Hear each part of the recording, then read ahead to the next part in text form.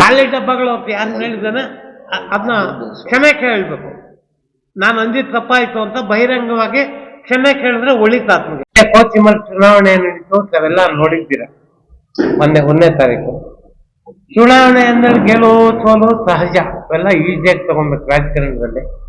ಆದ್ರೆ ನಂದಿ ಕ್ಷೇತ್ರದಿಂದ ಸ್ಪರ್ಧೆ ಮಾಡಿದ್ದಂತಹ ಚಿಕ್ಕಬಳ್ಳಾಪುರ ಕ್ಷೇತ್ರ ಮಾನ್ಯ NC ವೆಂಕಟೇಶ್ ಅವರು ಗೆದ್ದ ಜೋಶ್ನಲ್ಲಿ, ಗೆದ್ದ ಬರದಲ್ಲೇ ರಮೇಶ್ ಅಣ್ಣನವ್ರಿಗೆ ಸಹಾಯ ಮಾಡಿದವರ ಖಾಲಿ ಡಬ್ಬಾಗಳು ಅಂತ ಒಂದು ಟೀಕೆ ಮಾಡಿದ್ರು.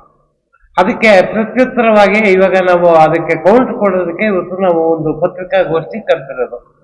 ಮಾನ್ಯ ವೆಂಕಟೇಶ್ ಅವರೇ, ರಾಜಕಾರಣ ಎಷ್ಟು ವರ್ಷದಿಂದ ತಾವು ಮಾಡ್ತಾ ಇದ್ದೀರಾ?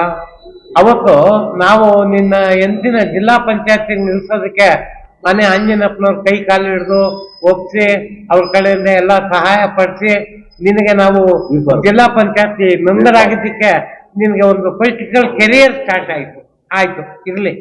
ನಂತರ CPSL ಏನಾಯ್ತು, ಮುತ್ತರಾಯಪುರ ಮೇಲೆ ಸೋತೆ ನೀನು ಇರ್ಲಿ. ನಂತರ KVN ಮೇಲೆ ಅದು ಏನೇನೋ ಕಾರಣಗಳಿಂದ ಆಯ್ತು. ಈಗ ರಮೇಶ್ ಮೇಲೆ ಆಗಿದೆ. ನಾನು ಹೇಳೋದು ಖಾಲಿ ಡಬ್ಬಗಳು ಅಂದ್ರೆ ಏನರ್ಥ? ವೆಂಕಟೇಶ್ ಅವರೇ, ಮಾತಾಡುವಾಗ ನಿಗಾ ಇರಬೇಕು, ಮಾತಿನ ಮೇಲೆ ಇಡ್ತಾ ಇರಬೇಕು. ಆ ಲೆಕ್ಕಕ್ಕೆ ಹೋದ್ರೆ ಒಂದು 100 ಎಕ್ಸಾಂಪಲ್ ಕೊಡ್ತೀನಿ. ಸೋಪರೆಲ್ಲ ಖಾಲಿ ಡಬ್ಬಗಳಲ್ಲ. ಹಿಂದೆ 87ರಲ್ಲಿ ಜಡ್ಪಿ ಎಲೆಕ್ಷನ್ ಆಯ್ತು.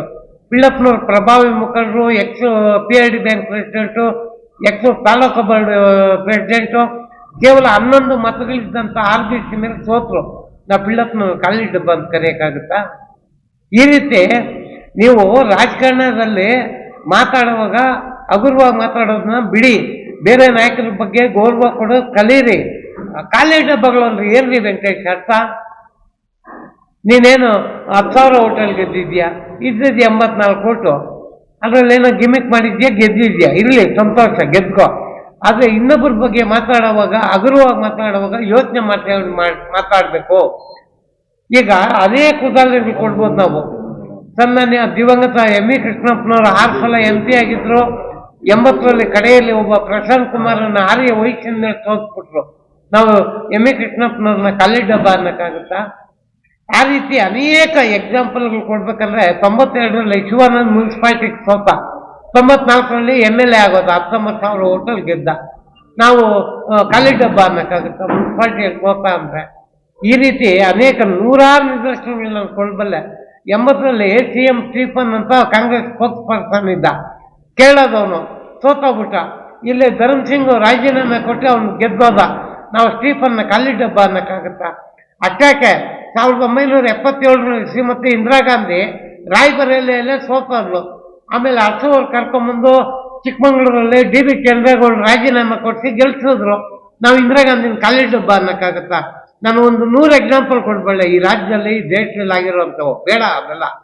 ಬಟ್ ಇನ್ನೇ ಯುವಕ ಇದೆಯಾ, ರಾಜಕೀಯದಲ್ಲಿ ಮುಂದೆ ಬರುವಂಥವನು, ಬೆಳಿಬೇಕಾಗಿದ್ದನು, ಮಾತಿನಲ್ಲಿ ನಿಗಾ ಇರಲಿ, ಜವಾಬ್ದಾರಿಯಿಂದ ಒಂದು ಜವಾಬ್ದಾರಿ ಸ್ಥಾನದಲ್ಲಿ ಇದೆಯಾ, ನೀನು ಯೋಚನೆ ಮಾಡಿ ಮಾತಾಡೋದನ್ನ ಕಲ್ತ್ರೆ ನಿನ್ಗೆ ಒಳಿತು ಅಂತ ಒಂದು ಈ ಹಿತೋಪದೇಶ ಹೇಳಿ ನನ್ನ 2 ಮಾತಿಗೆ ಮುಗಿಸ್ತೀನಿ.